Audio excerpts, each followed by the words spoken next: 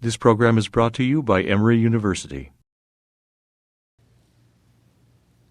Violence against women also, it has been conceptualized over the last decades as criminalizing violence that is done to women.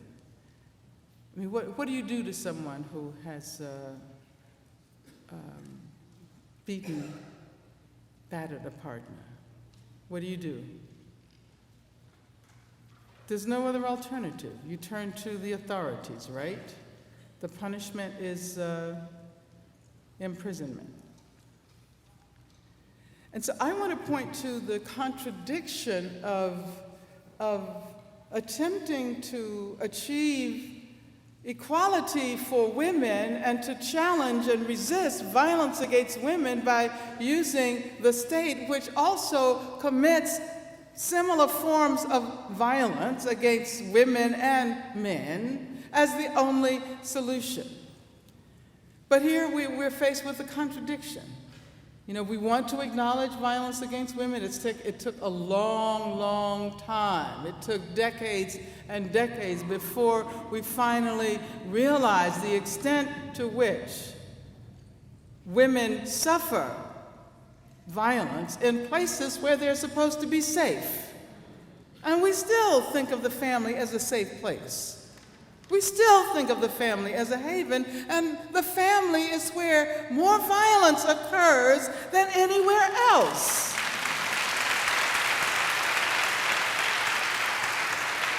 But the problem is, if you assume that you're going to deal with that violence simply by sending the harm doer to prison, you are committing yourself to the existence of this violence in perpetuity. And so the point that I want to make is that if we seriously want to figure out how to deal with violence against women, violence against children, sexual violence against children, we can't simply say that what we do is throw the person in prison, because by throwing the person in prison, we're saying that, oh, we don't want to have to think about this. We don't even want to have to try to figure out why such terrible things happen. And we know that this is generational, right? I mean, we know generally that people, I mean, I can pull the example that everybody's thinking about right now, right? With Chris Brown and Rihanna. And both of them had backgrounds that involved violence, right? The point that I'm trying to make is that if we assume that we can get rid of the problem by simply sending the harm doers to prison, where we then don't have to think about them and we don't have to think about what they did, then in a sense what we're doing is we're replicating and reproducing. We're guaranteeing that the same problem is going to happen over and over and over and over again. I don't have any solutions, but do you see what I'm talking about? How the assumption that prison does work that it really cannot do, yet we still continue to think that it does that work. And that creates for us that creates a future that is ever more violent. Now, I can remember when the Violence Against Women Act was passed under the Clinton administration. You remember Clinton? You remember the Clinton administration? And I can remember thinking, it's really great, finally, there's a Violence Against Women Act. But then I looked at the small print, and I saw that it was about more and more and more and more police, which, in my opinion, would only reproduce the institutional violence that feeds the privatized violence that is then addressed by institutional violence. You see that it's a circle that continues. Now, there's one other example I wanted to give you, and that is last year a young man by the name of Lawrence King was killed by a classmate. He was a 15-year-old, I believe, who had just come out as a gay boy. And then he started to, wear high heels and lipstick and stuff like that. And one of his classmates was so, emotionally so torn by that he brought a gun to school and shot him in the head while he was working. And then, of course, there were people who were saying, this is a hate crime. This is a hate crime. We have to try this child as an adult.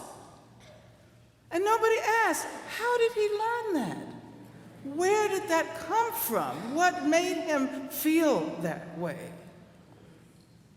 So there are all of these issues we have to address, and we can't be fearful. Sometimes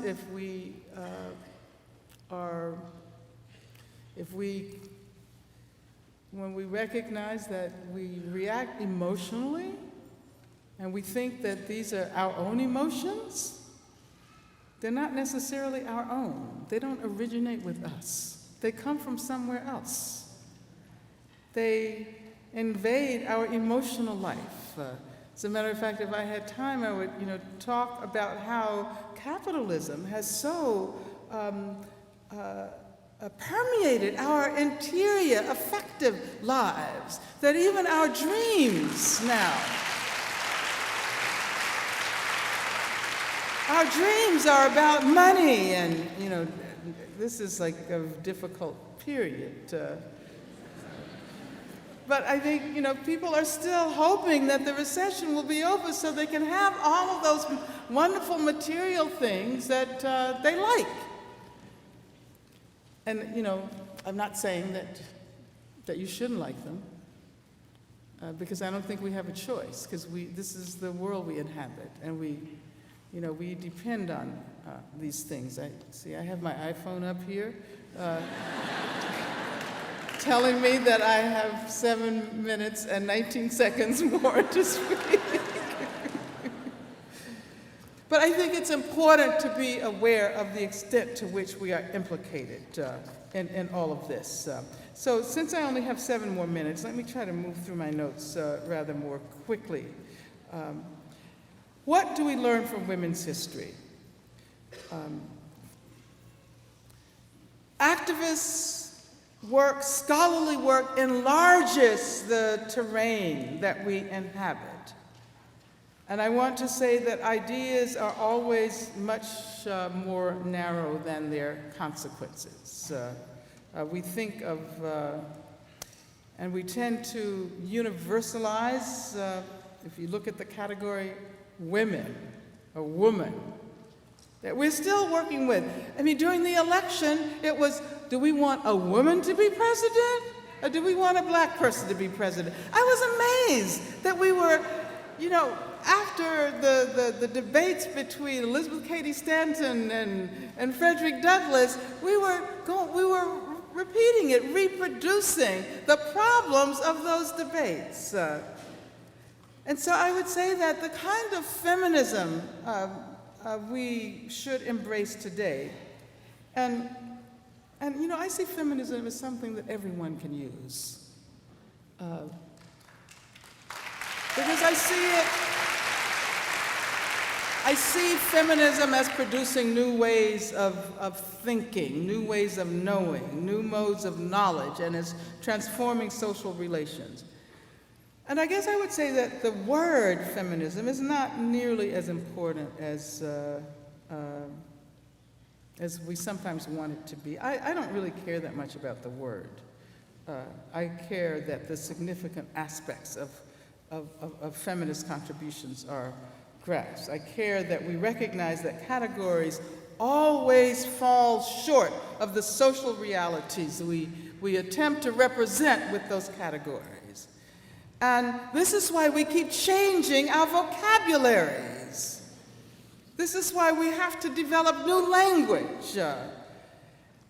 And I also think that a kind of taken for grantedness is okay. People always ask me, because I'm like in my 60s now, and Reverend, 65. I just turned 65 in January.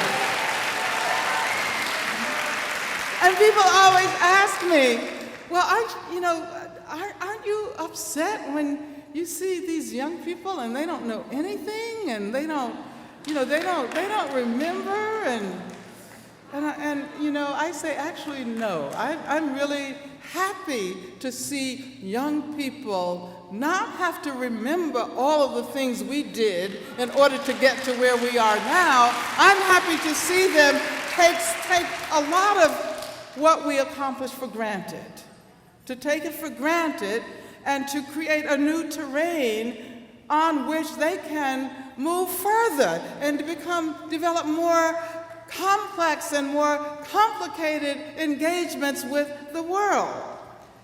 And, whenever I listen to young activist scholars, I just kind of stand back and my response is usually right on. This is like amazing. It's like I'm just amazed that, how long did it take us to recognize that we can't celebrate difference without acknowledging power relations? And you have this category diversity that now is the catch-all, right? But it's not about diversity for the sake of diversity. What's the point of difference if it doesn't make a difference?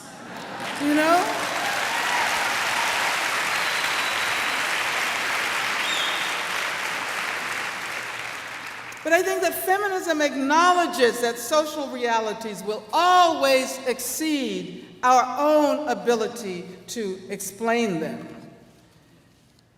And we, for example, can recognize now that the whole system of imprisonment, and the shifting of social resources from education to incarceration, that this bears witness to our failure to abolish slavery.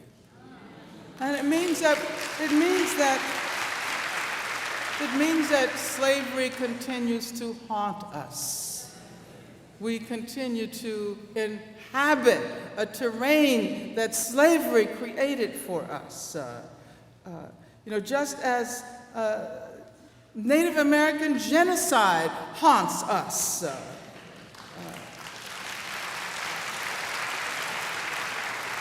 Now, many of us have said that we didn't expect to see a black president in our lifetimes, right? Right?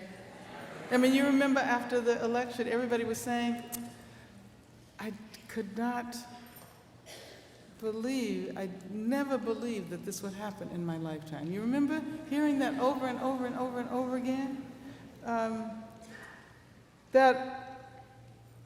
Now, I said it myself. And then I caught myself. I said, what am I saying? Because I actually know that Dr. Martin Luther King, he disagreed with Kennedy, Robert Kennedy, who said it was going to take about 40 years, which would be where we are now. Right? But Dr. King said, it should take 40 years. He said it should only take about 25, because there's so many black people who have the skills and the knowledge. And he said it rather, I think it was amazing. He said, it should only take about 25 years.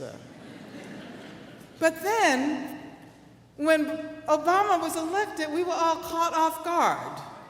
And we didn't know how to respond to it. We didn't know, well, first of all, we hadn't been allowed to talk about race during the whole campaign, right?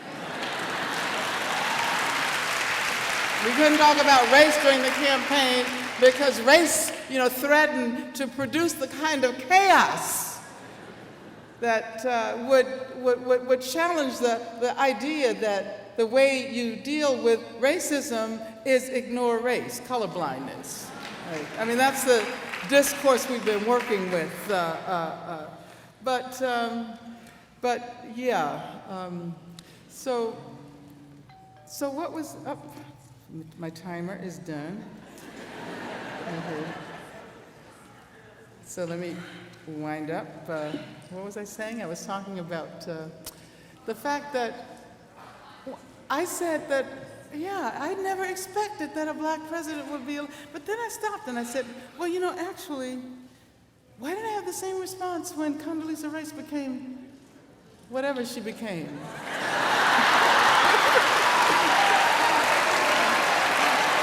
You know, I didn't say I never expected.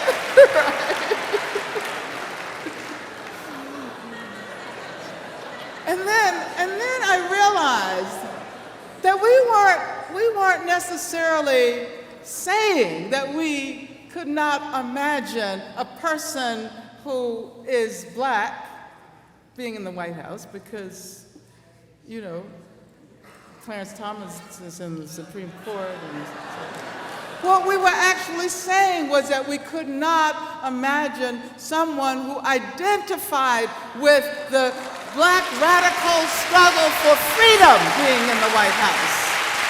That's what we were saying.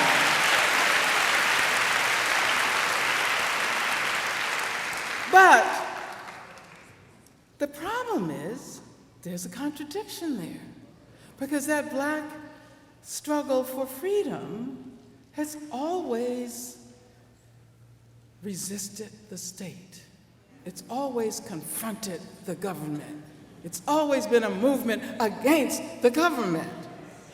And so what we were saying is, you know, how is it possible that someone who identifies with a movement against the government, against the state, becomes the head of state? I mean, that's the contradiction that we experienced, I think, but did not necessarily know how to formulate. And again, as a good feminist, we can say, well, we don't have to, like, throw the baby out with the bathwater. We don't have to say, oh yeah, we forgot.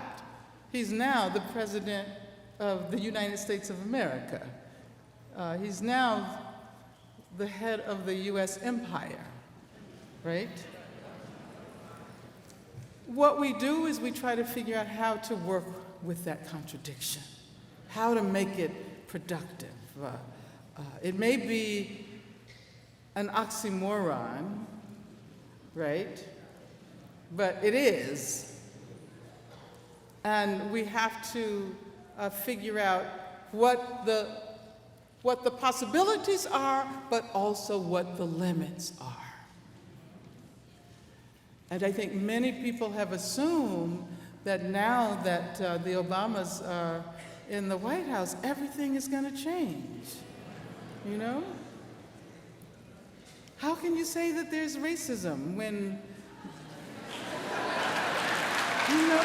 I mean, so many people, even those who don't dare say it, are thinking that way now, you know? So how do we push for broader notions of freedom, more capacious meanings of freedom, access to the resources and materials and trajectories that make it possible to fashion lives and fashion communities and fashion futures? And this is going to mean that we will have to put pressure. You know, we may not always be on the same side. We may have to tell Obama, yeah, no, this is not happening, right? We don't want to continue this so-called global war against terrorism. It needs to be over right now. Out of Iraq, but out of Afghanistan as well, out of Afghanistan. And if you're going to talk about about Afghanistan, you also have to, talk about the situation of the Palestinian people. So we have to tell Obama that the U.S. can no longer support the racist and Zionist policies of the government of the State of Israel. As a matter of fact, what you say is that we stand with those who represent the freedom struggle in Israel. And a lot of Israelis, a lot of Jews are speaking out against their government. Just as people stood with us, when we speak out against our government, we stand with those who are challenging the policies of the State of Israel. You see, we have to go a little bit further than the president is able to go. So it means that we need movements. We really need to build movements. And I'm going to end this. I'm going to end this talk with a passage that from a speech that W.E.B. Du Bois made. He said, "There could be no more splendid beckoning to the youth of the 20th century after the flat failures of late civilization, after the flamboyant establishment of an industrial system which creates poverty and the children of poverty, which are ignorance and disease and crime, after the crazy boasting of a white culture that finally ended in wars which ruined civilizations in the whole world, in the midst of allied people who have yelled about democracy and never practiced it, either in the British Empire or in the American Commonwealth or in South Carolina. Here is the chance," he said, "for young women and young men of devotion to lift again the banner of humanity and to walk toward a civilization which will be free and intelligent, which will be healthy and unafraid, and build in the world a culture led by Black folk and joined by people of all colors and all races, without poverty, without ignorance, without disease." Thank you.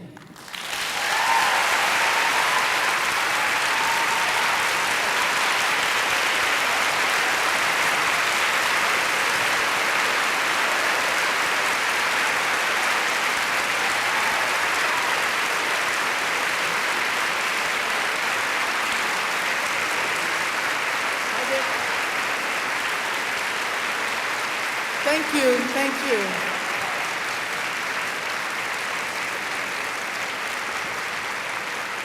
I see some microphones there, and I'm trying to find out whether we have some time for a few questions. Okay. So anyone who can find a microphone?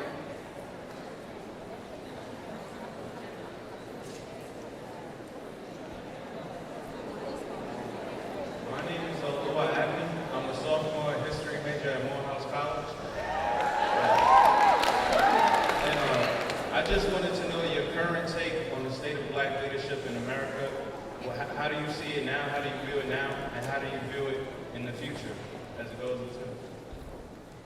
Well, I have a different take on leadership. And I try to indicate that by talking about people who do the grassroots work, who do the organizing work, people who generally aren't acknowledged. And, for some reason, we always kind of obsess on the leaders. We have a messiah complex. We feel that we can't do anything unless there's somebody telling us what to do. But all of the great leaders we've had have been people who emerged from the grassroots, who were spokespersons and who listened to what the organizers were saying. And I think that we have to start organizing the movement. See, Black people, know how to talk, know how to speak, and leadership is really only about giving expression to what the community feels and desires and envisions and imagines. So I've always been confident that leaders will emerge. I don't think we have a problem with leaders. We have to get the movement together, and then the leaders will emerge.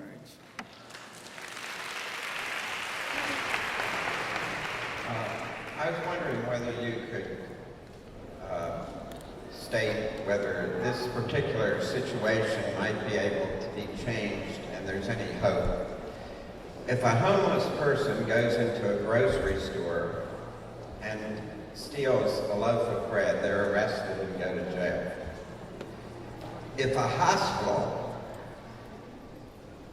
hospitals in this country, if somebody has an emergency, they must admit them. Diabetes, heart attacks, or whatever. But in this country, a hospital all across the country discharge people who have diabetes with no insulin and no way to get it. Blood pressure medicine, they go home and they can't get it. They're sending them to death without medication. And that happens every day in America. Why aren't those hospitals responsible for the death of those patients? Well, I think they are. I think they definitely are. And the dilemma that you discussed is very much connected to the current economic crisis, the current recession that was initiated by the greed of banks that made loans knowing that people would not be able to come up with the money to pay those loans. See, this is why we have to have a conversation about capitalism. You know? And Madoff. Any society that can allow something like that to happen, you know, a man to basically represent himself as a great, finance capitalist who is stealing people's money, billions and billions and billions of dollars. That's actually a metaphor for the capitalist system.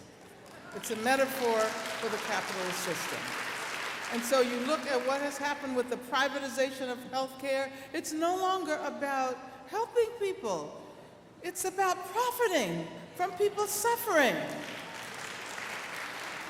And if you look at the privatization and corporatization of the punishment industry, it's no longer helping people. It's not about helping people who have done wrong. It's about exploiting that fact and rendering profitable the ways in which they are punished. So I think it's really time now for us to have a conversation about capitalism. I think we really have to.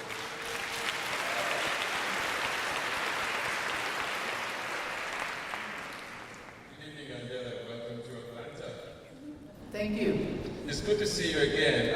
In those days in the 60s in Berkeley, when you will come to Sproul Plaza at the noon rallies, and Kathleen Cleaver will come with the Black Panthers from Oakland.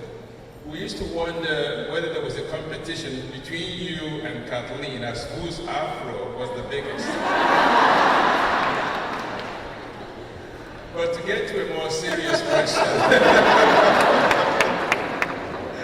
Well, but you know, to tell the truth, Yes. there were many, many, many women who had afros that were far larger. I admire Kathleen. But to get to the matter of the movement, in view of President Obama's acquiescence and circumspection on the matter of race, even the discussion of it, throughout the campaign, how much hope can we hold out for him addressing the issue of race, which, as far as I'm concerned, is the biggest challenge facing this country? Well, you know, if you look at what I think was his most important speech. It was that Philadelphia speech on race. The problem is that it was used to close down discussion, whereas actually it should have been used to open up discussion. And again, I don't think we're going to get what we want if we simply sit back and expect that Obama is going to be our savior with respect to race or with respect to the economy or anything else. I think he's going to have to be pushed. And, you know, he's the President of the United States. The President of the United States has never been, a liberator. You know? I mean, we have to realize that. As difficult as it may be, we have to acknowledge that in order to be able to make use of the fact that we have this extraordinary person in the White House. You see what I'm saying? So we cannot project on him the work that we need to do ourselves. And that's what it's all about.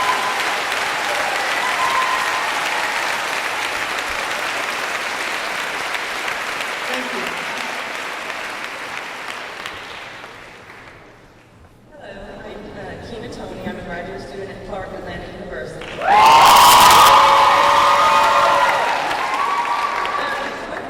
With respect to the judicial system, the court system, penitentiaries, what is your take, any comments on Supreme Court Justice Clarence Thomas?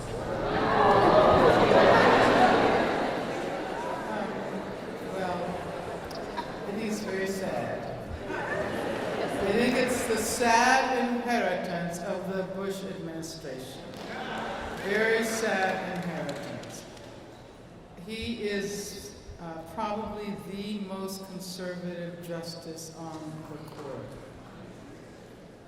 And we have to figure out how to change the configuration of the court. He makes me sad.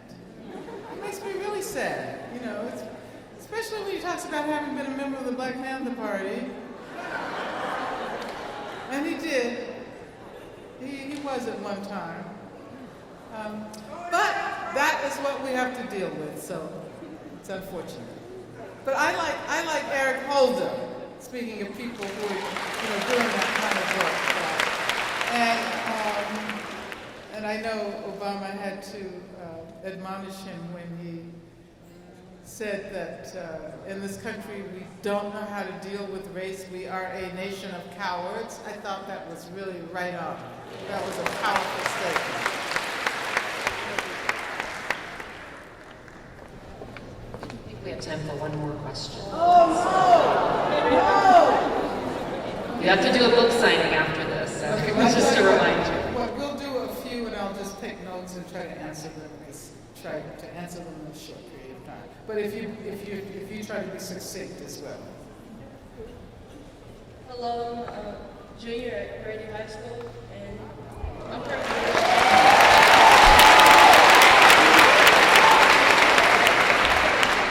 currently working on a research paper on police brutality and the effects of it in the minority community.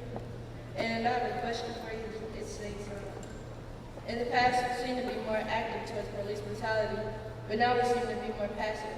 Why do you think that's so? Okay, I'm going to answer it after I hear the other ones. Well, thank you.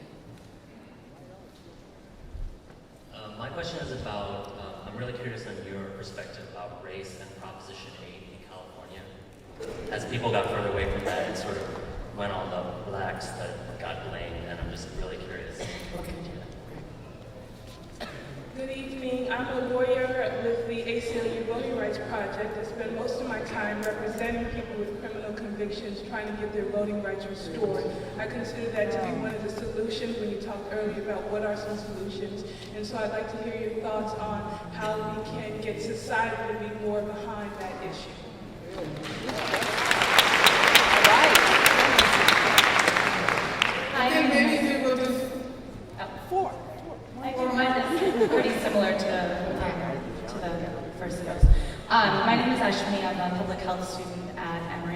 And my question, my question was, why do you think transgendered and gender nonconforming people are such targets for state-sponsored violence, and what can we do from a community organizing and policy standpoint to end that violence?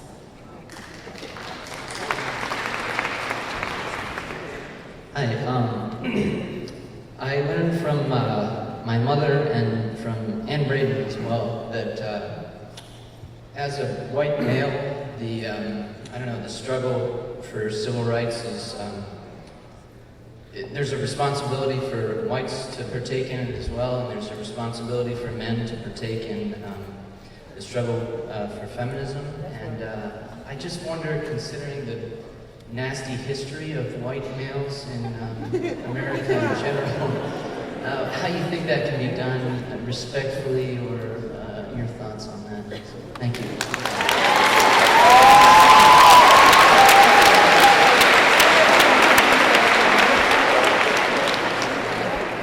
Hi, it's an honor to be here with you. As one who has benefited from movements but has never been a part of a movement, how do I begin? Okay. Hi, my name is Don Mitchell. I'm a filmmaker at Georgia State University. My please sign my autobiography book, Angela Davis. That's all I want is your signature.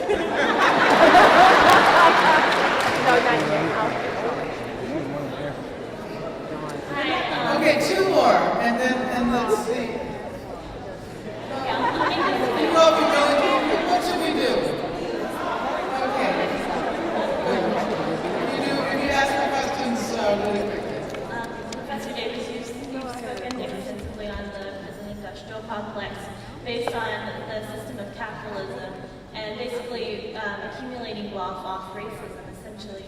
And how would you say that, how can we change the system of capitalism? Is it enough to change it within, or do we need something larger, more revolutionary? What would your proposition be?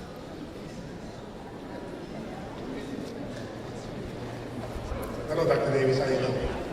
My name is Michael Glenn. Living here in Atlanta, on the streets, I began the movement for Bronson Institute of Technology at Albany State University to be founded as the first black MIT for us. My question to you is this right here, real quick. What do we think that it would benefit our race if we had a power such as this particular school that may magnify and equate with other technological institutions like MIT, Caltech, and as such? What do you think that, let's just say this, we get from that particular? And would it actually benefit us? And one last thing, Ms. Davis, I love you. Thank you for all that you've done for us since the beginning.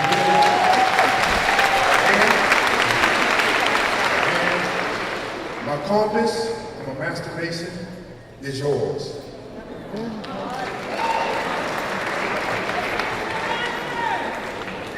Good evening, Mother. My name is Shalette Costin. I'm grateful for your energy and all the leaders that came before my generation. My question to you in the diaspora, making my own movements within a movement, fighting for the improvement within our justice system. My question to you is, under the influence of the documentary Goodbye Uncle Tom, at this status, how do we really address the issue of race? Thank you. We have time for one more question, and then we're going to get kicked out of the church eventually, so we want to have a little bit of time for book signing. Okay. All powerful people, Sister Angela. Last time we met, March 27th, Jericho marked pictures, you and I and Capitalism. And I said, the sisters holding the line to continue the struggle today. And also, we at the new Black Panther Party, we follow everything you do, and I always brag about you with the sisters today. And we all, people in the humanity, got to stand and hold the line and maintain this course. All powerful people. Love you, sisters.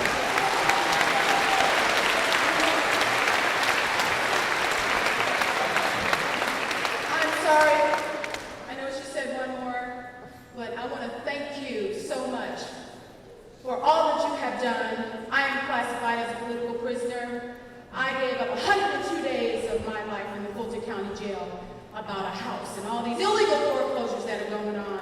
And I have taken a stand, and Hosea Williams was like my dad, and he taught me to stand if you have to stand alone. But some of these new Black Panther Party brothers, when I had nobody else to stand with me, they took a stand with me. I protest every first Tuesday at the Fulton County Courthouse about the illegal foreclosures, and not been locked up one time, not two times, not three times, but 4 times about a house and these illegal foreclosures.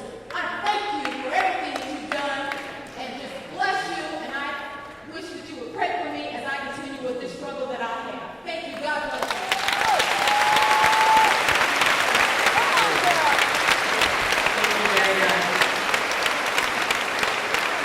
Okay, may I just very briefly at least acknowledge the questions. And, you know, let me say to the first young woman who spoke about police brutality, where are you, the high school student, that you are absolutely right. Police violence continues. I live in Oakland, California, and you may have heard that on New Year's Day, a young black man by the name of Oscar Grant was shot by the BART police for no other reason than having been involved in a fight.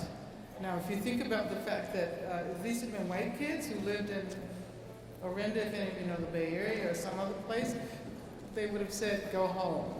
You know, it's late, go home.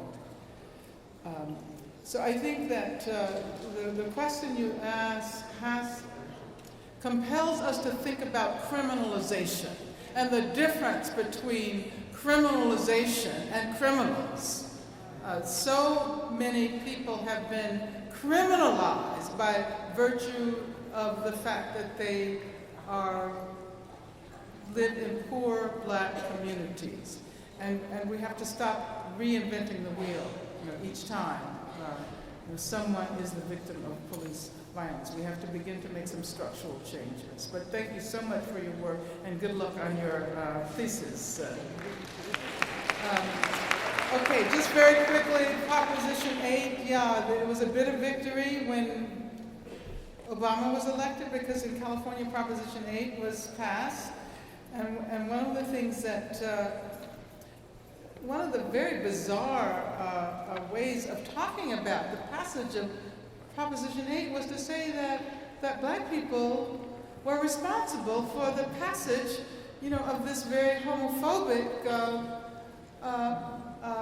proposition.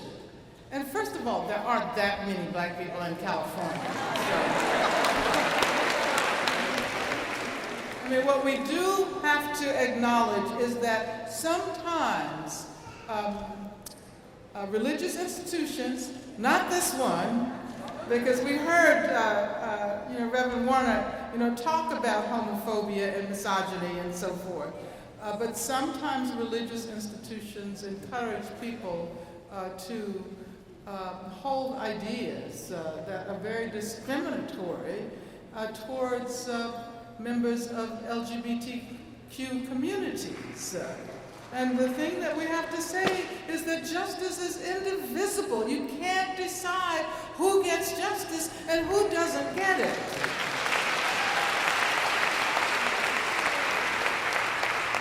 And the woman who asked about transgender of building closes at 10 p.m. This is the note. Okay. Well, okay, I'm going to say 2 words for each one. Felon disenfranchisement, that's an important campaign.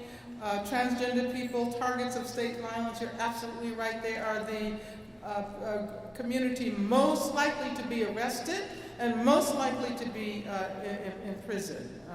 The question about white males having a nasty history, well, it's not all so nasty. Don't think it's all nasty. I think about, let me say, I saw Pete Seeger at the inauguration, and it reminded me how important the labor movement was. So, you can choose whose side you are on. I mean, that was one of the great unions. Which side are you on? It's not so much what your body says, but it's what you identify with in terms of struggles for justice. And yes, I will sign your book. We have to change capitalism in every way we can, both in terms of revolutions, but also in terms of the way we relate to each other. Yeah. Thank you so much for your attention. This has been a wonderful event. And we will see each other again.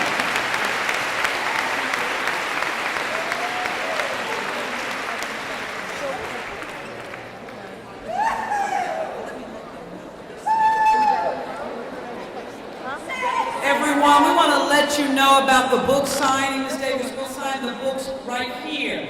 Emory students, your shuttle is about to leave this property.